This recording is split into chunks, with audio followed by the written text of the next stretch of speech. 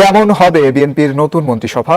নবীনদের প্রাধান্য থাকবে নাকি প্রবীণদের? কেবল বিএনপি নেতারা থাকবেন নাকি মন্ত্রিসভায় রাখা হবে সমমনাদের?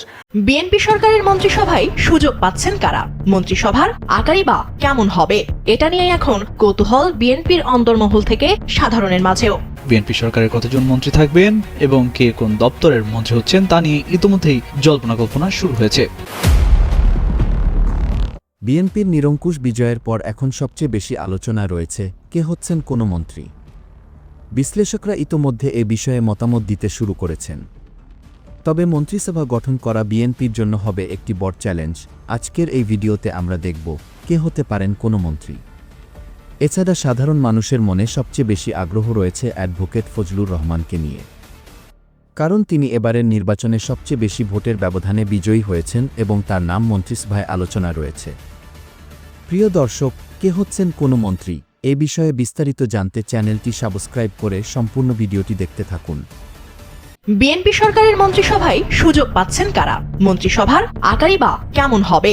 এটা নিয়ে এখন কৌতূহল বিএনপির অন্দরমহল থেকে সাধারণের মাঝেও। ত্রয়োদশ জাতীয় সংসদ নির্বাচনে নিরঙ্কুশ সংখ্যাগরিষ্ঠতা নিয়ে সরকার গঠনের দ্বারপ্রান্তে বিএনপি। দলটির বিভিন্ন সূত্র এবং অভ্যন্তরের কানাকানিতে ধীরে ধীরে স্পষ্ট হচ্ছে কাদের গাড়িতে উঠতে যাচ্ছে রাষ্ট্রীয় পতাকা। নতুন বাংলাদেশের প্রধানমন্ত্রী হচ্ছেন তারেক রহমান, এটা সবারই জানা। প্রথমবার সংসদ নির্বাচনে অংশ নিয়ে বিজয়ী হয়ে সরাসরি প্রধানমন্ত্রী হচ্ছেন তিনি। গণভোটে হ্যাঁ বিজয়ী হওয়ায় উচ্চকক্ষ এবং রাষ্ট্রপতির নির্বাচনের ক্ষেত্রে রয়েছে জটিল সব সমীকরণ। তারপরও সহজভাবে বললে বলা যায়, রাষ্ট্রপতি, স্পিকার, উচ্চকক্ষ মিলিয়ে বেশ কয়েকটি নাম জোরালোভাবেই উচ্চারিত হচ্ছে। মির্জা ফখরুল ইসলাম আলমগীর, ডক্টর মঈন খান, খন্দকার মোশাররফ হোসেন, নজরুল ইসলাম খানের নাম বেশি উচ্চারিত হচ্ছে রাষ্ট্রপতি, স্পিকার আর উচ্চকক্ষের প্রতিনিধি হিসেবে। মন্ত্রিসভায় সুযোগ পেতে পারেন বিএনপির জনপ্রিয় বেশ কয়েকজন নেতা এবং তরুণরা। থাকবেন বেশ কয়েকজন টেকনোক্র্যাট মন্ত্রী, যারা সংসদ সদস্য নির্বাচিত হননি কিন্তু সুযোগ পাবেন মন্ত্রিপরিষদে। আকারের উপর নির্ভর করবে কতজন সুযোগ পাচ্ছেন মন্ত্রিপরিষদের তালিকায়। তবে প্রাথমিকভাবে যাদের নাম বেশি উচ্চারিত হচ্ছে তাদের মধ্যে রয়েছেন মির্জা আব্বাস, আমির খসরু মাহমুদ চৌধুরী, সালাউদ্দিন আহমেদ, গয়েশ্বর চন্দ্র রায়, প্রবীণ রাজনীতিবিদ ওসমান ফারুক, ডাক্তার AZM জাহিদ হোসেন, লুৎফুজ্জামান বাবরেরও নাম। চমক হিসেবে মন্ত্রিসভায় থাকতে পারেন বলে বিভিন্ন সূত্র থেকে পাওয়া গেছে বেশ কয়েকটি নাম, যাদের মধ্যে রয়েছেন সাবেক attorney general Mohammad Asaduzzaman, Reza Kibria, barrister Kaiser Kamal এবং ঢাকা 9 থেকে নির্বাচিত হাবিবুর রশিদ, সিলেট 1 আসন থেকে নির্বাচিত খন্দকার আব্দুল মুক্তাদিরের নাম। তরুণ সংসদ সদস্য যারা নির্বাচিত হয়েছেন তাদের মধ্যে মন্ত্রিসভায় স্থান পেতে পারে বেশ কয়েকজন। আলোচনায় আছেন শহীদ উদ্দিন চৌধুরী আনি, ইশরাক হোসেন, ববি হাজ্জাজ, বাংলাদেশের জাতীয় পার্টি বিজেপি থেকে নির্বাচিত আন্দালিব রহমান পার্থ, ব্যারিস্টার কায়সার কামাল। বিএনপি প্রধান তারেক রহমান যদি ইশরাক হোসেনকে মেয়র হিসেবে চিন্তা করেন তাহলে অবশ্য তাকে মন্ত্রিসভায় দেখানোও যেতে পারে। এদিকে সংসদ সদস্য হিসেবে নির্বাচন করেননি এমন বেশ কয়েকজনের নাম শোনা যাচ্ছে টেকনোক্র্যাট মিনিস্টার হিসেবে, যাদের মধ্যে প্রথমে রয়েছে রুহুল কবির রিজভীর নাম। প্রবীণ এই রাজনীতিবিদ কখনো এমপি কিংবা মন্ত্রী হননি, তবে এবার তিনি পূর্ণ মন্ত্রীর পদমর্যাদা পেতে যাচ্ছেন বলে আলোচনা রয়েছে। তালিকায় রয়েছেন তারেক রহমানের উপদেষ্টা ডক্টর মেহেদী আমিনের নাম। যুক্তরাজ্য, যুক্তরাষ্ট্র এবং বিদেশে অবস্থানরত বেশ কয়েকজন বিশেষজ্ঞকেও দেখা যেতে পারে মন্ত্রিসভায়। বিএনপি জোট থেকে নির্বাচিত গণসংহতি আন্দোলনের জোনায়েদ সাকি আর গণ অধিকার পরিষদের নুরুল হক নূর মন্ত্রিপরিষদে সুযোগ পেতে পারেন বলে জানা গেছে। তবে কারা পূর্ণমন্ত্রীর মর্যাদা পেতে পারেন আর কারা প্রতিমন্ত্রী, উপমন্ত্রী হবেন সেটা নিশ্চিত করে বলা যাচ্ছে না। তবে সিনিয়র বিএনপি নেতা যারা আছেন, পূর্বে যাদের মন্ত্রণালয় চালানোর অভিজ্ঞতা রয়েছে, তারা পূর্ণমন্ত্রীর মর্যাদা পাবেন বলে শোনা যাচ্ছে। আর এদের বাইরে এবারের সরকারে বেশ কয়েকজন টেকনোক্র্যাট মন্ত্রী পূর্ণ মর্যাদা পাবেন। এছাড়াও গুরুত্বপূর্ণ মন্ত্রণালয়ের দায়িত্ব পাবেন বলেও জানা গেছে। এদের বাইরে মন্ত্রী কিংবা প্রতিমন্ত্রীর মর্যাদায় বিভিন্ন গুরুত্বপূর্ণ দায়িত্ব পেতে পারেন সমাজের বিশিষ্ট ব্যক্তিত্বরা, এমন কথাও বেশ জোরে সোরেই শোনা যাচ্ছে। বিএনপির পক্ষ থেকে দাবি করা হয়েছে 15 ফেব্রুয়ারি নবনির্বাচিতদের শপথ পড়ানোর জন্য, যদিও অন্তর্বর্তী সরকারের পক্ষ থেকে এখনো নিশ্চিত করে কোনো তারিখ ঘোষণা করা হয়নি। শপথ অনুষ্ঠানের পরপরই মন্ত্রিসভার সদস্যদের ডাক পড়বে এবং মন্ত্রণালয় বন্টন করা হবে বলে জানা গেছে।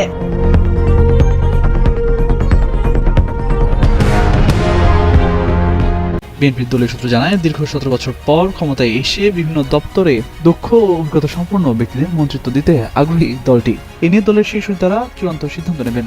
দলে সরকারের বিভিন্ন গুরুত্বপূর্ণ দপ্তরের মধ্যে পররাষ্ট্র মন্ত্রণালয়ের দায়িত্ব কে পেতে চলেছেন তা নিয়েও দলের মধ্যে আলাপ আলোচনা চলছে।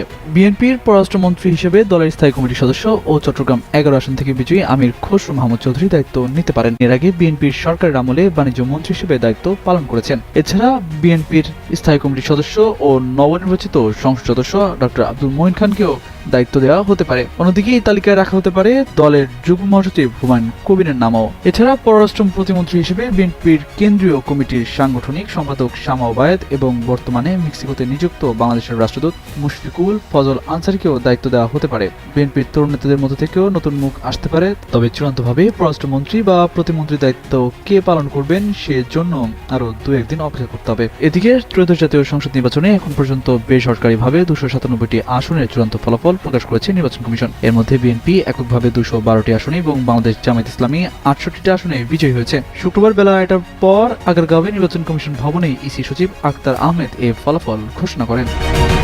যারা শত অসুবিধার মধ্যে আমাকে ভোট দিয়ে জয়যুক্ত করেছেন, আমার এলাকার জনগণের প্রতি আমি আমার সালাম, আমার কৃতজ্ঞতা জানাচ্ছি এবং সঙ্গে সঙ্গে কথা বলছি যে আপনারা শান্তিপূর্ণভাবে অনুষ্ঠান যে যেখানে করেন কিন্তু অনুষ্ঠান যাতে শান্তিপূর্ণ এবং আইনের মধ্যে হয় সেই অনুষ্ঠানগুলো আপনারা করেন। আমি আপনাদেরকে এই এলাকার মানুষকে বলবো, আমি আপনাদের জন্য যা করার উন্নয়নের জন্য যতটুকু আমার দ্বারা সাধ্য এবং বাংলাদেশের সাথে সংগতিপূর্ণ সমস্ত কাজগুলো আমি করার চেষ্টা করি। আর বাংলাদেশের মানুষকে বলছি, আপনারা গত কয়েক বছর যাবত, বিশেষ করে 5ই আগস্টের পরে আমার যে রোল, আমার যে ভূমিকা বাংলাদেশের রাজনীতিতে, যখন বাংলাদেশের মুক্তিযুদ্ধকে কালার এক্সপার্ট এবং ডার্ক স্যাপ সমৃদ্ধ অরিক্স অ্যাডভান্স ডিটারজেন্ট পাউডার আপনার লন্ড্রি এক্সপার্ট চিরতরে অন্ধকারে নিক্ষেপ করার জন্য মুক্তিযুদ্ধ বিরোধী শক্তি সমস্ত শক্তি প্রয়োগ করেছিল।